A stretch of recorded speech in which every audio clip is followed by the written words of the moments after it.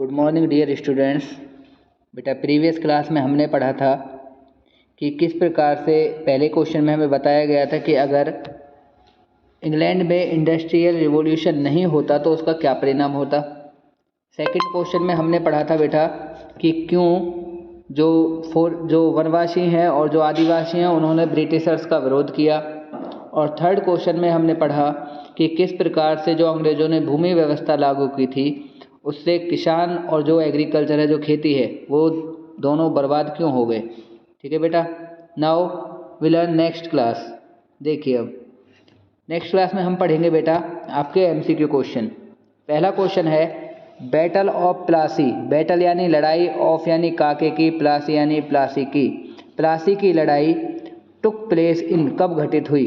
तो कब घटित हुई थी बेटा? 1600 नहीं, 1756 इसमें भी नहीं, 1764 में भी नहीं। इसका ऑप्शन है 1757, 1757 में। प्लासी की लड़ाई कब लड़ी गई? 1757 में। ठीक है बेटा। सेकंड है from where did the East India Company. From where did यानी कहाँ से ईस्ट इंडिया कंपनी यानी अंग्रेजी ईस्ट इंडिया कंपनी ने स्टार्ट ट्रेडिंग इन इंडिया, भारत में व्यापार शुरू किया। तो कहाँ से स्टार्ट किया था? आप सभी जानते हो, बंगाल में।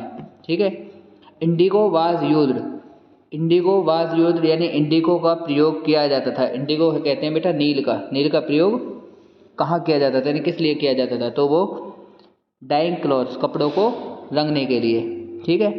इंडिगो रिबेलियन यानी नील विद्रोह ऑफ द रयोट्स। रयोट्स बोला जाता है बेटा फार्मर्स के लिए, किसानों के लिए। यानी किसानों ने नील विद्रोह स्टार्टेड इन बंगाल, इन बंगाल में शुरू किया। कौन से ईयर में?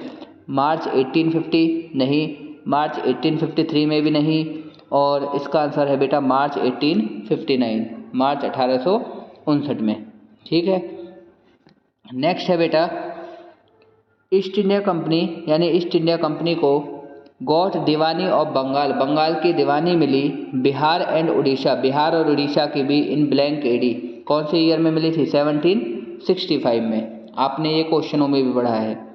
नेक्स्ट है बेटा sixth, when did the permanent settlement come into force in Bengal. यानी परमानेंट यानी स्थायी जो बंदोबस्त है भूमि का, उसको बंगाल में कब लागू किया गया? 1793 में। हु इम्प्लीमेंटेड, हु मीन्स किसने, इम्प्लीमेंटेड यानी लागू की, the permanent settlement in Bengal, Bengal में स्थायी बंदोबस्त किसने लागू की? तो किसने लागू की थी? लॉर्ड कॉर्नवालिस ने। ठीक है बेटा। Now next question, question number 8।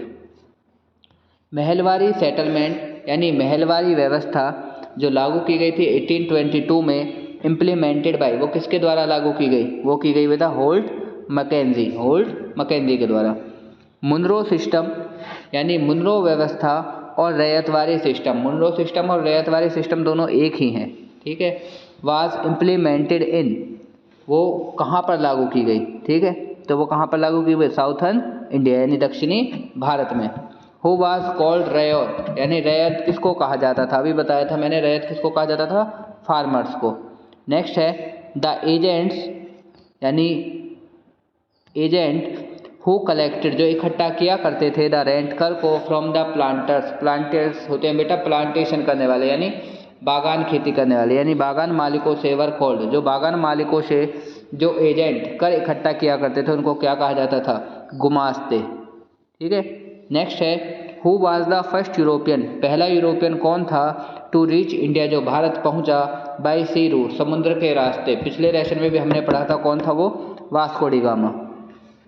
Next है blank was critical of draining money from India.